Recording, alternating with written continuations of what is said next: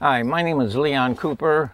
My most recent publication, The War in the Pacific, a retrospective, is my effort to set right what I think needs to be said, long overdue, about 5 major battles that were fought that, in my opinion and the opinion of others, had virtually nothing to do with the defeat of Japan.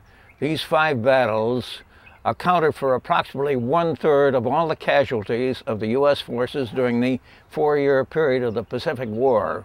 I was in Taro as a boat group commander, leading a group of Higgins boats carrying Marines into the Taro battles and succeeding battles. There were many problems associated with the Pacific War.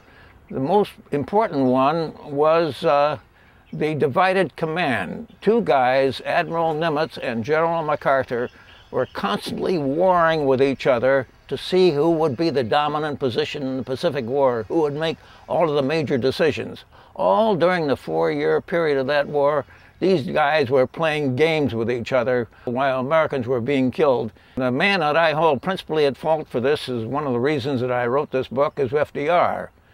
Unlike Europe, where he okayed the designation of Eisenhower as the supreme commander of the European theater, he made no such decision in connection with the Pacific theater. The Joint Chiefs had decided that it would not be necessary to invade the Philippines in order to defeat the Japanese. But FDR knew that MacArthur, who was being heralded by all the Roosevelt haters back home to also run for the presidency, and FDR was very much concerned that in his frail condition he would lose to MacArthur. So he decided to side with MacArthur and allow MacArthur to invade the Philippines, countermanding the decision of the Joint Chiefs. And that represented a significant loss of American lives. Over 200,000 casualties in the Battle of the Philippines that might have been spared had FDR not overruled the Joint Chiefs, and if MacArthur had not been the egotistical, arrogant man that he was, bound and determined to serve his own interests and to care less about the soldiers in his command.